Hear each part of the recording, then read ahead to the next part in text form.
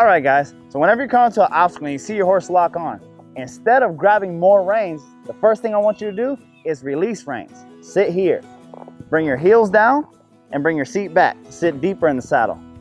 If I don't have his face, he's only gonna move left or right if he runs away. And remember, it's a horse's natural reaction to run away.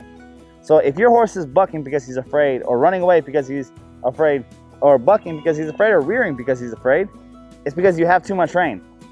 If he has his face, he's gonna try to run away because that's his natural reaction. So whenever I put something sketchy that he's never seen before, or we come to water, whatever it is, I give them the opportunity first. What happens, he moves off, I simply pull here and release. Pull here, release. Always turning him into his fear. As long as we have control of his head, no horse can refuse the obstacle. And I keep adding more pressure until he looks for the answer. As long as he's looking for the answer, we release. But as long as we're sitting here, good job. As long as we're sitting here, we're gonna go wherever the horse goes. Have you ever noticed that folks who sit forward tend to eat the dirt a lot? And you say riders like cutters, for example, they're riding genetic freaks. They're basically a 1,000-pound cat that they're on. They sit just like this. They have no idea where this freak athlete is gonna go, and they never fall off, to the point that they can ride bareback and bridleless and chase that cow off from the herd and still not fall off. Now, it's not because they're the greatest horsemen who ever lived, it's simply because they've developed their seat to be sticky.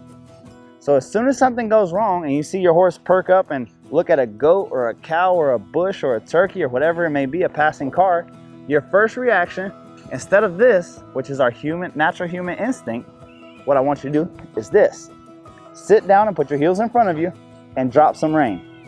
That way, if he surges to the left or the right, you simply counter that by, if he runs off to the right, one rein, pull him back to the left. If he goes off to the left, grab one rein and pull him back to the right. This is what normally happens. Somebody comes right to an obstacle, the horse looks down, no, okay, go, go. You just yanked on the horse's face and told him that it's acid water. Now you're pushing him to go over the acid water 2 seconds later, and he says, are you crazy? It's acid water, we'll die. So he can't go forward because that's acid water. He can't go backwards because you're kicking, and he can't go side to side because you have too much reins. You can see very quickly how it's just like putting air into a balloon. It can only hold so much, and then it pops. Come on, buddy. Good job. This exact same thing works with gaited horses, not gaited horses, with ponies, with Percherons, with Belgians, with warm bloods. We've taken the spooky of spooky horses, Grand Prix jumping horses that are absolutely terrified of everything, and they get sent to us because it gets to the point where they can't even practice because they're trying to run away. First thing we do is we bring them in, we go through our foundation system, we get them soft in the face from the ground, and then whenever we get in the saddle, as long as we have left and right, we look for the biggest, widest obstacle we can find. Whenever we do that, the bigger your obstacle is, the easier it is. So whenever that big warm blood runs off, I just say, excuse me, sir. No, sir. He runs off this way. Excuse me, sir. No, sir. Well, this is very simple. If all the pressure's on my horse and no pressure's on me, very quickly, he's gonna start wanting to make a decision. And that thing that seems so scary, he's gonna be willing to test it because he doesn't want that mental pressure anymore. Remember, when it comes to obstacles on the trail, it's all about making sure the pressure is on the horse. If the pressure is on you and you're feeling uncomfortable, you're gonna have a very difficult time to keep it up until your horse does it. If you're sitting back in a calm state of mind, very relaxed, and your only job is to pull left, pull right, then it's gonna be very easy for you to get any horse over any obstacle.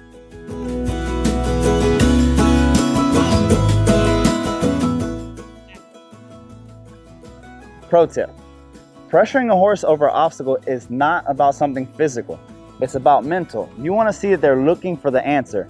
If you kick a horse 2 or 3 times and nothing's happening, stop kicking. Okay? I want to see that my horse is looking for the answer.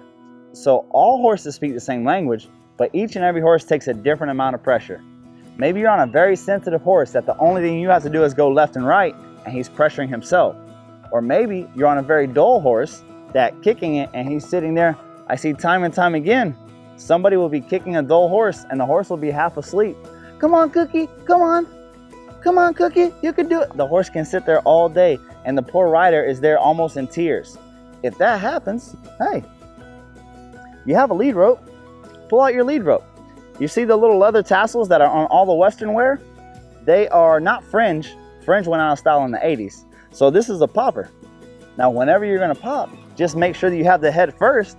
If I was to pull his head here and pop his hindquarters, pull his head here, pop his hindquarters, you would never be in fear of repercussion because they can't do anything with you whenever they're bent. And very quickly, he would start looking for the answer. Again, I'm never gonna do this on a horse that is sensitive, that is already looking for the answer. This would be more for your dull horses that kicking is putting them to sleep.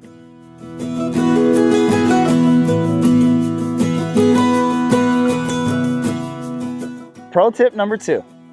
I want you to remember, the bigger the obstacle, the easier it is. I mean, it's easier to put a horse in a lake than in a puddle.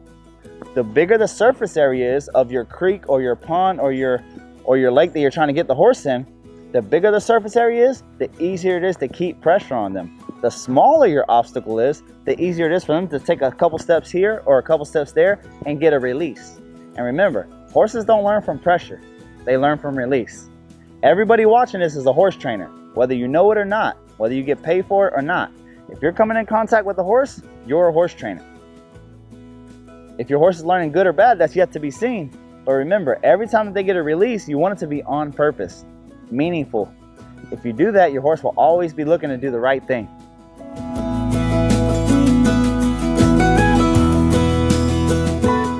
Pro tip number 3, never ever turn away from your obstacle. It's natural human instinct that whenever we're trying to get a horse to do something they don't want to do or go somewhere that they don't want to go, we want to come up to it. Oh no, the horse is afraid. Let me try again. And we turn the horse around and try it again. What this instills in your horse is that if he's afraid of something, he can turn around. I know you ladies out there have had this happen to you. You're out there with your best friends on the trail, drinking your favorite beverage, sweet tea, of course. All of a sudden, you're not paying attention, and now your horse is heading in the other direction. If you don't want this to happen, every time your horse gets spooked of anything, face it, turn into it. Even if it takes you 20, 50, 100 yards out of the way, keep turning into it. Very quickly, what you're gonna create is a pointer dog. What I mean by that is, if he knows every time he makes a move, he gets pulled back in, every time he makes a move, he gets pulled back in, he's gonna start, instead of reacting, thinking about that pressure, whenever he gets afraid of something, he's going to freeze.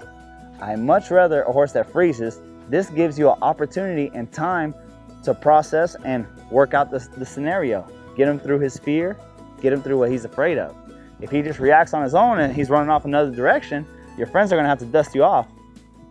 So again, don't turn away from obstacles. Never show their butt to what they're afraid of. Always face them up. Hey guys, thank you so much for watching our video.